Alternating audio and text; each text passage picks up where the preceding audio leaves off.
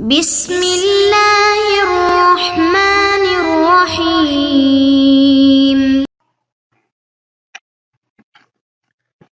بسم اللہ الرحمن الرحیم والصلاة والسلام علی اشرف الانبیاء والمرسلین اما بعد. آج کے سبق کی عبارت ہے ومن وکل بقبض مال وادعى الغريم قبض دائنه دفع إليه واستحلف دائنه على قبضه للوكيل على العلم بقبض الموكل الدين، أي جاء الوكيل بقبض الدين من المديون فادعى المديون أن الدائن قد قبض دينه ولا بينة له، يؤمر بالدفع إلى الوكيل، فإذا حضر الدائن وأنكر القبض يستحلف، ولا يستحلف الوكيل بأنك لا تعلم أن الموكل قد قبض الدين لأن الوكيل نائب له. أقول إن ادعى المديون أنك تعلم أن الموكل قبض الدين وأنكر الوكيل العلم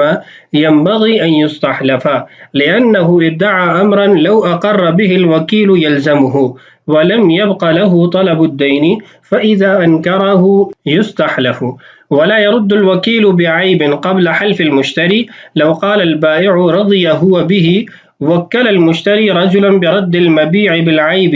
وغاب المشتري فأراد الوكيل الرد فقال البائع رضي المشتري بالعيب، فالوكيل لا يرد بالعيب حتى يحلف المشتري أنه لم يرضى بالعيب. والفرق بين هذه المسألة ومسألة الدين أن التدارك ممكن في مسألة الدين باسترداد ما قبضه الوكيل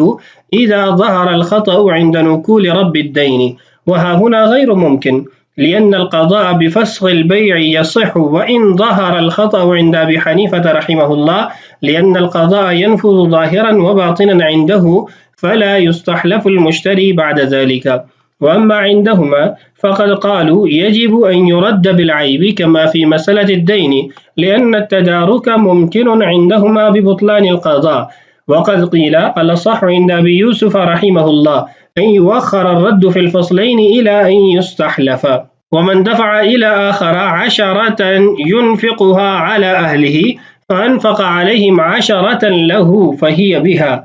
قيل هذا استحسان، وفي القياس يصير متبرعا بإنفاق ما هو ملكه. وجه الاستحسان أن الوكيل بالإنفاق وكيل بالشراء، والحكم فيه ما ذكرنا.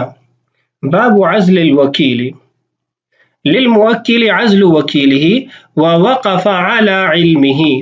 وتبطل الوكالة بموت أحدهما وجنونه مطبقا. الجنون المطبق شهر عند أبي يوسف رحمه الله، وعنه أنه أكثر من يوم وليلة، وعند محمد رحمه الله حول، فقدر به احتياطا،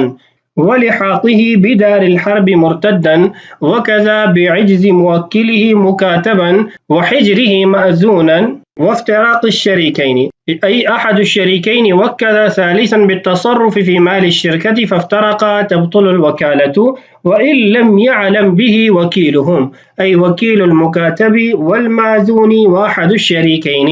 وبتصرف الموكل فيما وكل به، سواء لم يبق محلا للتصرف كما إذا وكله بالإعتاق فأعتق، أو بقي محلا كما لو وكله بنكاح امرأة فنكحها الموكل ثم أبانها، لم يكن للوكيل أن يزوجها للموكل. یہ ہے آج کے ہمارے سبق کی عبارت. ابتدا میں جو 2 مسئلے ذکر کیے گئے ہیں، ان 2 مسئلوں کے اندر ایک فرق بیان کیا گیا ہے. وہ فرق 2 مختلف قسم کے وکیلوں کے اعتبار سے ہے. ایک وکیل وہ ہے جس کو کہا گیا کہ آپ فلاں شخص کے پاس جائیں اور اس سے قرضہ وصول کریں، اور ایک وکیل وہ ہے کہ جس کو موکل نے یہ کہا کہ یہ مبیع میں نے فلاں سے خریدا ہے اور اس کے اندر عیب ہے، آپ اس کو واپس کریں. اب ان 2 وکیلوں سے متعلق 2 مختلف مسئلے کتاب میں مذکور ہیں. پہلا مسئلہ یہ ہے کہ جب ایک شخص کو قرضہ وصول کرنے کا وکیل بنایا گیا، وہ مقروض کے پاس گیا اور اس سے قرضہ طلب کیا کہ مجھے فلاں نے وکیل بنایا ہے اور اس نے مجھے کہا کہ میں آپ سے اس کا قرضہ وصول کروں. تو اس نے جواب دیا کہ آپ کا جو موکل ہے یعنی میرا قرض خواہ، اس نے مجھ سے قرضہ وصول کر لیا ہے. فرماتے ہیں کہ اب اس کا یہ کہنا کہ بھئی آپ کے قرض خواہ نے مجھ سے قرضہ وصول کر لیا، اس کا اعتبار نہیں کیا جائے گا. اس سے حکم دیا جائے گا کہ آپ اس کو وکیل کو قرض ادا کریں اور اگر آپ نے موکل کو ادائیگی کی ہوئی ہے تو آپ موکل کے پیچھے جائیں، یا موکل جب خود آ جائے گا تو آپ اس سے مطالبہ کریں، اگر وہ مان جاتا ہے تو آپ اپنا قرضہ اس سے حاصل کر لیں، اور اگر وہ انکار کرتا ہے تو پھر آپ اس سے قسم قاضی کی مجلس کے اندر لے جا کر اس سے قسم لے، اگر آپ کے پاس بینہ نہیں ہے، آپ کے پاس دلیل نہیں ہے۔ یہ تو تھا وہ وکیل جس کو دین کی وصولی کا، قرض کی وصولی کا حکم دیا گیا تھا، ذمہ داری دی گئی تھی۔ دوسرا جو وکیل یہاں مذکور ہے وہ ایسا شخص ہے جس کو آپ نے بھیجا کہ میں نے یہ گاڑی یا یہ گھڑی فلاں شخص سے خریدی ہے، تم وکیل بن کر جاؤ اور اس کو یہ واپس کرو اور اس سے کہو کہ اس کے اندر یہ عیب ہے، میں نہیں رکھتا، میں آپ کو یہ واپس کرتا ہوں۔ اب جب یہ وکیل جو بائع تھا اس کے پاس گیا تو اس بائع نے انکار کر دیا، اس نے کہا کہ آپ کا جو موکل ہے یعنی میرا مشتری وہ اس عیب پر راضی ہے، اس نے رضامندی کا اظہار کر دیا ہے۔ اس مسئلے کے اندر امام ابو حنیفہ رحمہ اللہ کا مسلک یہ ہے کہ بائع کو مجبور نہیں کریں گے کہ تم فی الحال وکیل کو ادائیگی کرو، بعد میں جب مشتری آئے گا تو اس وقت پھر دیکھا جائے گا، اس وقت معاملے سے نمٹا جائے گا۔ امام صاحب فرماتے ہیں ایسا نہیں کیا جائے گا، جبکہ صاحبین کے نزدیک اس مسئلے کے اندر بھی وکیل جب آ گیا تو اس سے یہ یعنی مبی جو ہے عیب شدہ یہ وصول کرے اور اس کو قیمت ادا کرے، اور بعد میں جب مشتری آئے گا تو اس سے پھر جیسے بھی اس نے اپنی بات طے کرنی ہو، معاملہ کرنا ہو، وہ کر لے۔ اب سوال یہ پیدا ہوتا ہے کہ امام ابو حنیفہ رحمہ اللہ کے مذہب میں یا ان کے مسلک کے مطابق ان دونوں صورتوں میں فرق کیوں ہے؟ پہلی صورت، قرضے کی وصولی کا وکیل وہ خالی ہاتھ واپس نہیں آتا، وہ قرضہ لے کر آتا ہے، اگرچہ جو مقروض ہے وہ دعویٰ کرتا ہے کہ بھائی قرض خواہ مجھ سے وصول کر چکا ہے، اور دوسری صورت کے اندر عیب شدہ مبی لے کر آتا ہے تو اس سے عیب شدہ مبی قبول نہیں کیا جاتا، اس کو ادائیگی نہیں کی جاتی، بلکہ اس کو مشتری کے آنے کا انتظار کروایا جاتا ہے۔ اس کی وجہ بنیادی طور پر یہ ہے کہ امام ابو حنیفہ رحمہ اللہ کے مسلک میں کچھ مسائل ایسے ہیں جو آپ پہلے پڑھ چکے ہیں، جن کے اندر قضاء قاضی ظاہراً اور باطناً نافذ ہو جاتا ہے، اور انہی اشیاء کے اندر، انہی امور کے اندر صاحبین کے نزدیک قضاء قاضی ظاہراً تو نافذ ہوتا ہے، باطناً نافذ نہیں ہوتا۔ اس میں ایک چیز فسخ بیع بھی تھی، بیع کا فسخ ہونا، بیع کا ختم کرنا۔ امام صاحب کے نزدیک ظاہراً اور باطناً یہ فسخ ہو جائے گی، اس کو بعد میں آپ منعقد نہیں کر سکتے۔ یعنی اگر مشتری بعد میں آ جاتا ہے اور مشتری جو ہے وہ کہتا ہے میں تو راضی نہیں تھا، تو اب تو اس بائع کا جھوٹ سامنے آ گیا اور مشتری نے قسم بھی اٹھا لی، اس کا جھوٹ جب ثابت ہو گیا، اس کا جھوٹ واضح ہو گیا، تو اب قضاء قاضی تو نافذ ہے، اس کو تو آپ ختم نہیں کر سکتے۔ اب یہ فسخ بیع واپس تو نہیں لوٹ سکتا۔ اب وکیل کے کہنے پر اگر بائع اس کو وصول کر لیتا ہے، اور بائع نے حالانکہ یہ دعویٰ بھی کیا تھا کہ آپ کا جو موکل ہے میرا مشتری وہ راضی ہے، وہ عیب پہ راضی ہو چکا تھا، اب بائع کو وہ چیز حوالے کر دی گئی، بعد میں مشتری سے آمنا سامنا ہوا اور مشتری کو اس نے اس بات پر راضی کیا یا اس بات کا اقرار اس سے کروایا کہ تم راضی ہو گئے تھے عیب پر، تو اب اس معاملے کا پھر کیا بنے گا؟ جب جو پہلے ہم نے بیع فسخ کروا دیا وہ تو واپس نہیں لوٹ سکتی امام صاحب کے مسئلے کے مطابق، وہ تو ظاہراً اور باطناً نافذ ہو گئی ہے۔ اب کس اعتبار سے یا کس صورت سے ہم اس بائع کی ملک سے وہ چیز نکال کر مشتری کے پاس واپس لے جائیں گے، واپس اس کی ملک میں داخل کریں گے، اس کے جھوٹے ہونے کے ثابت ہونے کے بعد بھی، اس کے غلط بیانی کرنے کے بعد بھی؟ فرماتے ہیں اس لیے جب تک مشتری نہ آ جائے اس وقت تک اس کا فیصلہ نہ کیا جائے، اس لیے کہ ہمارے پاس تدارک کا کوئی راستہ باقی نہیں رہتا۔ جبکہ صاحبین کا مذہب ظاہر ہے، وہ فرماتے ہیں ایسے امور میں قاضی کا فیصلہ وہ باطناً نافذ نہیں ہوتا، ظاہراً نافذ ہوتا ہے، تو ان کے نزدیک تدارک ممکن ہے، تو اس لیے دونوں صورتوں میں کوئی فرق نہیں۔ اگر بعد میں مشتری جھوٹا ثابت ہو جاتا ہے، موکل جھوٹا ثابت ہو جاتا ہے، تو تدارک ممکن ہے، تو اس میں کوئی پریشانی نہیں ہے۔ عبارت پڑھتے ہیں، جو باتیں رہ گئی ہیں اس میں انشاءاللہ آ جائیں گی۔ فرماتے ہیں وَمَنْ وُكِّلَ بِقَبْضِ مَالٍ، جس کو مال قبضہ کرنے کا یعنی مال کو وصول کرنے کا وکیل بنایا گیا،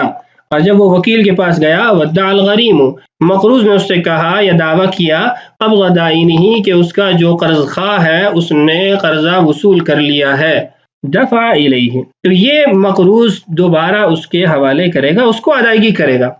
وَاسْتَحْلَفَ دَائِنَهُ عَلَى قَبْضِهِ، اور قرض خواہ سے وہ دین کی وصولی پر قسم طلب کرے گا، یعنی اگر قرض خواہ حاضر ہو جاتا ہے یا پھر یہ خود اس کے پیچھے جاتا ہے اور اس کو مجلس قضا میں لے جاتا ہے، تو وہاں پر اگر اس کے پاس یعنی مقروض کے پاس بیشینہ نہیں ہے تو وہ اپنے قرض خواہ سے قسم اٹھوائے گا۔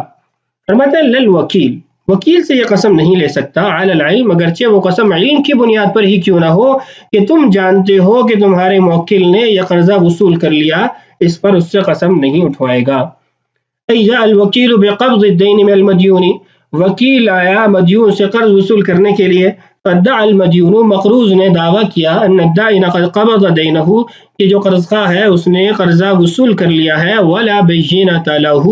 اور اس مقروض کے پاس بینہ بھی نہیں ہے، یؤمر بالدفع الی الوکیل، اس کو حکم دیا جائے گا کہ وکیل کو تم مال ادا کرو، قرض ادا کرو، فاذا حضر الدائن، جب قرض خواہ حاضر ہو جائے گا، یا تم جو ہے وہ قرض خواہ کے پیچھے جاؤ، اس کو تلاش کرو، اور وانکر القبضہ، اور وہ انکار کرتا ہے کہ میں نے وصول نہیں کیا، یستحلف، تو یہ مقروض اس سے قسم اٹھوائے گا، ولا یستحلف الوکیل، وکیل سے قسم نہیں لے سکتا، بانک لا تعلم، کہ تم نہیں جانتے، ان الموکل، کہ موکل نے قد قبض الدین، قرض وصول کر لیا ہے، وجہ لان الوکیل نائب لہ، وکیل تو موکل کا نائب ہے، والیمین لا تجری فیہ النیابہ، اور قسم کے اندر نیابت نہیں ہوتی، اس کے اندر نائب نہیں بن سکتا، خود اپنی قسم اٹھانی پڑتی ہے۔ آگے شارح رحمہ اللہ فرماتے ہیں، اقول، میں کہتا ہوں، ان ادعا المدیون، اگر مدیون یہ دعویٰ کرتا ہے، انک تعلم ان الموکل قبض الدین، کہ تم اس بات کو جانتے ہو کہ تمہارے موکل نے قرض وصول کر لیا، وانکر الوکیل العلم، اور وکیل علم کا انکار کرتا ہے کہ میں نہیں جانتا، ینبغی ان یستحلف، اس سے قسم اٹھوانی چاہیے، لأنہ ادعا امرا، کیونکہ اس نے ایسے کام کا دعویٰ کیا، لو اقر به الوکیل، اگر وکیل اس کا اقرار کرتا ہے، یلزمہ، تو اس کو یہ چیز لازم ہو جائے گی، ولم یبق له طلب الدین، اور وہ قرض کو اس سے طلب نہیں کر سکے گا، اس کو یہ حق نہیں ہوگا، فاذا انکرہ یستحلف، اگر وہ انکار کرتا ہے تو پھر اس سے قسم اٹھوائے۔ شارح رحمہ اللہ نے جو یہ بات فرمائی ہے، اس پر نیچے محشی رحمہ اللہ نے کلام کیا ہے، اس کو مختصر دیکھ لیتے ہیں۔ فرماتے ہیں،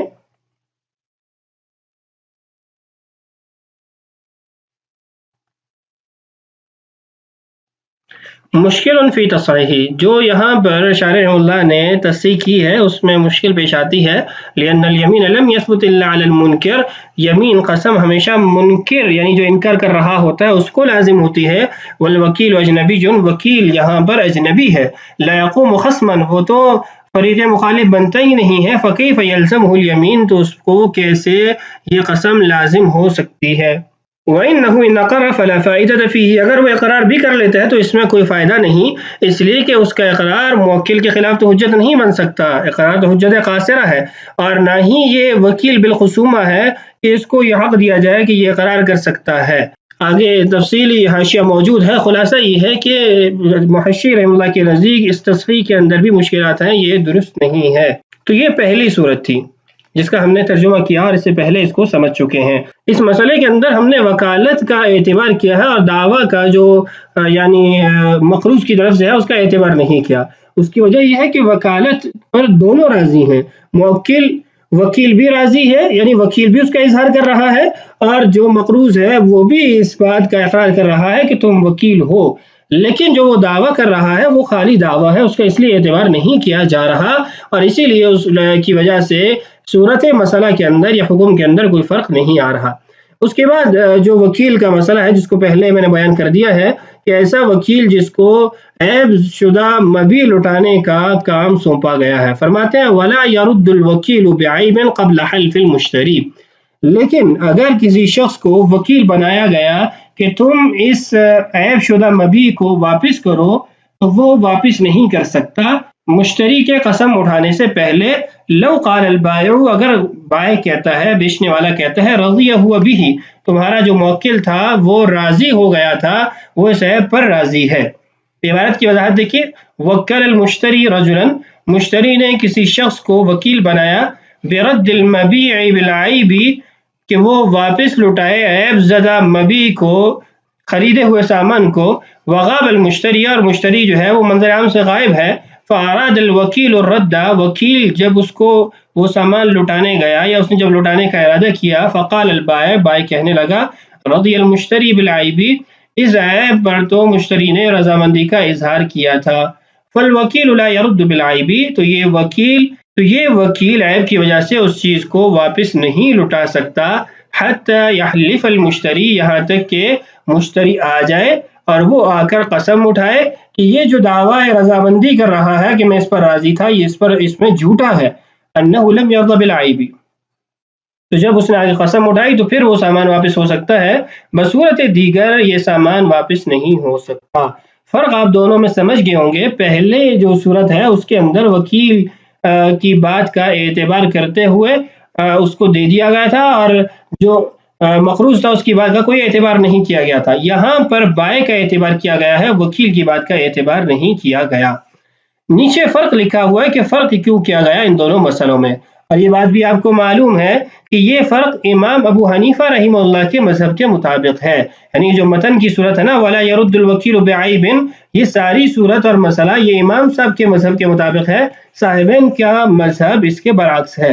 فرماتے ہیں وَالْفَرْقُ بَيْنَ هَذِهِ الْمَسْأَلَةِ وَمَسْأَلَةِ الدَّيْنِ، اس مسئلہ میں اور قرض کے مسئلہ میں فرق یہ ہے أَنَّ التَّدَارُكَ مُمْكِنٌ فِي مَسْأَلَةِ الدَّيْنِ، کہ قرض کے مسئلے کے اندر تدارک، یعنی اگر غلط ہو گئے تو ہم اس کو درست کر سکتے ہیں، یہ ممکن ہے. باسترداد ما قبضه الوکیل، آسان ہے کہ ہم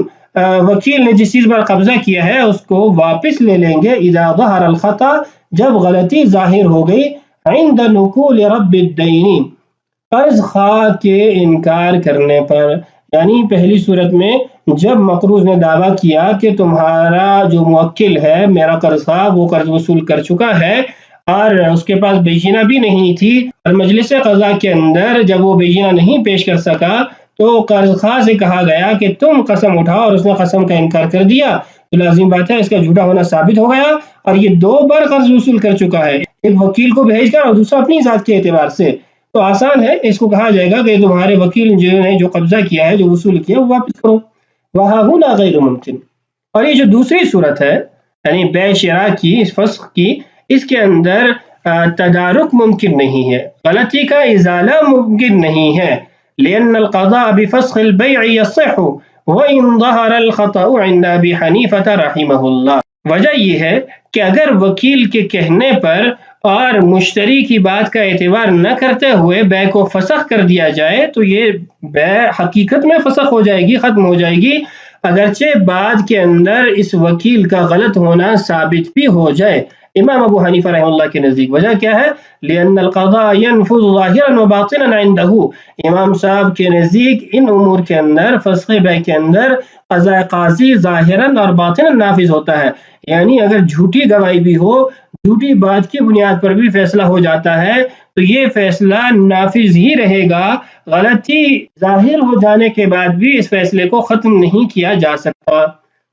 فلا يستحلف المشتری بعد ذلك، اس کے بعد تو مشتری سے آپ قسم ہی نہیں لے سکتے کیونکہ معاملہ ہی باقی نہیں رہا، بیع فسخ ہو گئی، اب تو کوئی صورت ہی قائم نہیں، جھگڑا ہی باقی نہیں، یا کیس ہی باقی نہیں. اما عندہما، البتہ صاحبین کے نزدیک، فقد قالوا یجب ان يرد بالعیب، وہ فرماتے ہیں کہ ضروری ہے کہ جب وکیل نے آ کے واپس کرنے کا ارادہ کیا، اس کو واپس کرنا چاہا تو وہ اس کو وصول کرے. بالعیب رد کرنا یہ ضروری ہے. اما فی مسألۃ الدین، جیسا کہ قرض کے مسئلے میں ہے، لأن التدارک ممکن عندہما ببطلان القضاء، صاحبین کے نزدیک یہ قضا جب اس کی غلطی ظاہر ہوگی، یہ فیصلہ ختم ہو جائے گا، باطل ہو جائے گا، تو غلطی کا ازالہ ہو جائے گا کہ مشتری جو ہے اس کو وہ چیز بائع سے دوبارہ لے کر دے دی جائے گی. وقد قیل، اور یہ بھی کہا گیا، الصح عند ابی یوسف رحمہ اللہ ان یؤخر الرد فی الفصلین الی ان یستحلف،